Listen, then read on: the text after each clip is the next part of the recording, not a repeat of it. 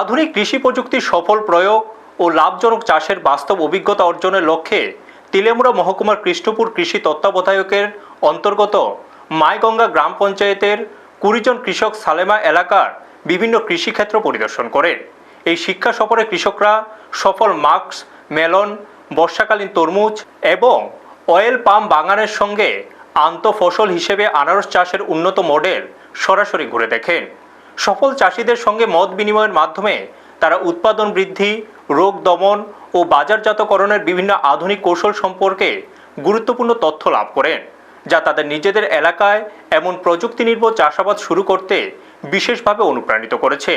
পরিদর্শনকালে সালেমা ও তেলিয়ামুড়ার কৃষি তত্ত্বাবধায়ক officer doctor Kishore Kumar Das, Sudipta Das ও সৎকুলাল দেববর্মা উপস্থিত থেকে কৃষকদের বহুমুখী ও বিজ্ঞানভিত্তিক চাষ পদ্ধতির বিভিন্ন দিক বুঝিয়ে দেন। সংশ্লিষ্ট মহলের মতে কৃষকদের স্বনির্ভর ও দক্ষ করে তোলার পাশাপাশি রাজ্যের টেকসই কৃষি উন্নয়নে এই আন্তঃমহকুমা শিক্ষা সফর অত্যন্ত ইতিবাচক ভূমিকা রাখবে। ব্যুরো রিপোর্ট, নিউজ তৎকাল 24। আজ সালামা এলাকা আসার উদ্দেশ্যটা কি? আমরা একটা টিম এসেছি, 10 জনের একটা টিম। এই টিমের মূল উদ্দেশ্য হচ্ছে আমাদের মাননীয় প্রধানমন্ত্রী বলেছেন কৃষিতে আত্মনির্ভর হওয়ার জন্য।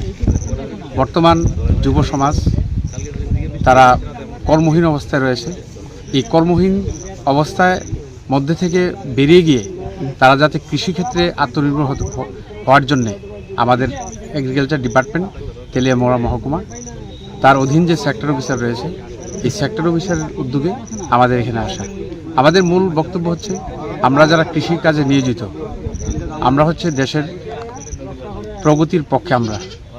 আমরা হচ্ছে অন্নদাতা, আমরা হচ্ছে দেশের চালিকা শক্তি, আমরা ফুড সাপ্লায়ার।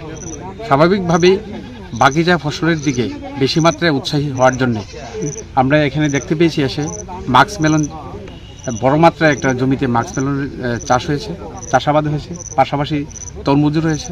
ওই সমস্ত ফসলগুলি দেখার পর আমাদের মধ্যে একটা স্পিরিট তৈরি হয়েছে যে আমরাও দীর্ঘদিন গতানুগতিক যে চাষাবাদ তার থেকে বেরিয়ে গিয়ে এই ধরনের অর্থকরী ফসল যাতে আমরা আরও বেশি মাত্রায় ফলাতে পারি, তার জন্য আজকে আসা, এবং আমাদের আশাটা অনেকটাই সার্থক মনে হচ্ছে। আপনারা দেখছেন নিউজ তৎকাল 24।